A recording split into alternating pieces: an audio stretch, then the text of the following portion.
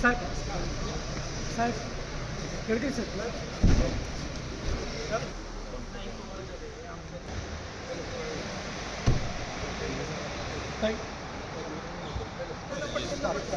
सौरभ नमस्कार।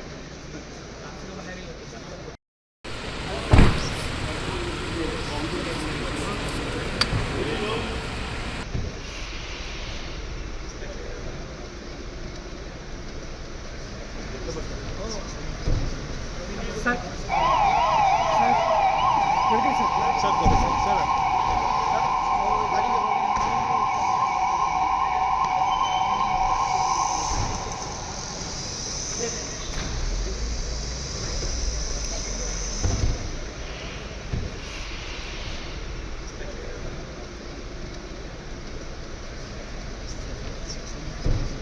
बहुत ही दुख भरी आज की ये वार्ता है और हम सभी इस शोक से बाहर निकले, यही ईश्वर की तरफ मैं प्रार्थना करूंगा। दादा और हमारे परिवार के संबंध बड़े नज़दीकी रहे। विधायक जब मैं बना तब दादा का हमेशा हमें मार्गदर्शन रहा, आगे काम कैसा करना चाहिए। महाराष्ट्र का हित हमेशा दादा ने अपने सामने रखा और वही काम आखिर तक वो करते रहे। ईश्वर उनकी आत्मा को शांति दे, हम सबको इस दुख से बाहर निकलने की शक्ति दे और उनका कार्य, उनकी प्रेरणा हमारे लिए हमेशा एक दिशा देने वाली रहेगी। और महाराष्ट्र के आने की राजनीति में एक बड़ा नेता आज हमने खोया है और बहुत बहुत दुख हो रहा है ये सब जान के। देखिए, बहुत ही दुखद समाचार है ये कि महाराष्ट्र के उप मुख्यमंत्री अजीत दादा पवार का इस तरह से प्लेन क्रैश में निधन हो गया। तो सबसे पहले तो मैं कंडोलेंसेस दूंगा। खुदा से प्रार्थना है कि उनकी आत्मा को शांति दे और जितने भी लोग उस प्लेन में उनके साथ सवार थे जिनका निधन हो गया, उन तमाम के लिए हम प्रार्थना करते हैं कि खुदा उन तमाम की आत्मा को शांति दे। और उनके घर वाले जो इस वक्त दुख की घड़ी से गुजर रहे हैं, उनके लिए भी हमारी प्रार्थना है कि खुदा उनको सब्र अता फरमाए। और हम इस दुख की घड़ी में उन तमाम के साथ कंधे से कंधा मिलाकर खड़े हुए हैं।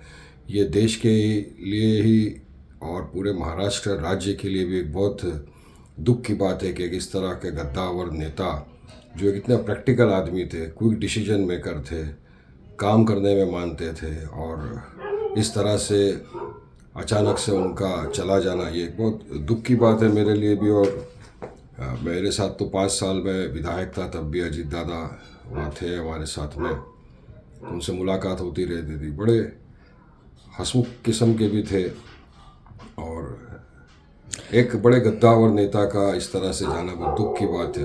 हम किसी को बता नहीं सकते। दादा एक ऐसा नेतृत्व था कि पूरे हर समाज के लेडीज को दादा ने लाडकी बहन योजना करके दी और इज्जत दी, मान सम्मान दिए। और स्पष्ट वक्ता नेता दादा ने महिलाओं का सम्मान नहीं, हर युवक का सम्मान करे। हमारे तालुके में नहीं, पूरे महाराष्ट्र में, भारत में आज दादा जैसा भाई नहीं मिलेगा। हम अभी भी यकीन नहीं करते थे दादा गए, इस वजह से अभी भी यकीन नहीं हो सकता कि दादा गए। दादा का हमारा बहुत अच्छा सा बहन भाई का रिश्ता था और हमको इतना दुख हुआ।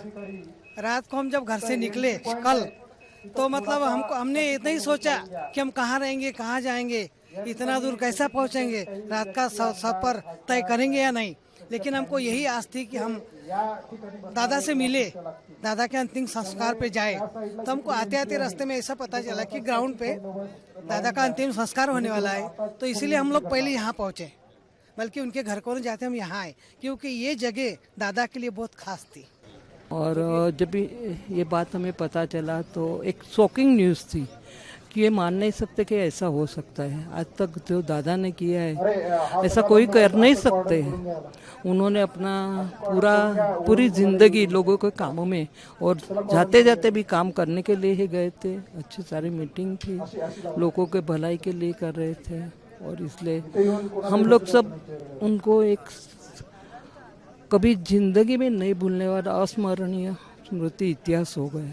बिल्कुल नहीं यकीन हो रहा है। कल हमको 8:45 को जब न्यूज़ मिली तो पैर के नीचे की ज़मीन हिल गई थी, पूरा आसमान तक, मतलब कुछ समझ में नहीं आ रहा था कि ये शॉकिंग न्यूज़ थी। निशब्द, मतलब दादा के लिए, मेरे दादा का जो व्यक्तिमत्व था वो बहुत रोक टोक था। और मेरे पार्टी का एक, हम दादा के नाम से हम एकच वादा, अजित दादा, दादा जो वादा करता था वो पूरा करता था, अगर नहीं होने वाला है तो वो मुंह पे बोल देते थे। इसलिए दादा के काम की और नाम की बहुत बड़ी पहचान थी। और वो हम देख रहे सब कि आज पूरा महाराष्ट्र दादा के लिए कितना रो रहा है। और ऐसा एक भी इंसान नहीं है कि उसके सोशल मीडिया पे दादा का फोटो नहीं है। इसको देख के ही हमको पता चल रहा है कि दादा को चाहने वाले, प्यार करने वाले कितने लोग हैं। वो लोग तो है, लेकिन हमने तो दादा के साथ काम किया है।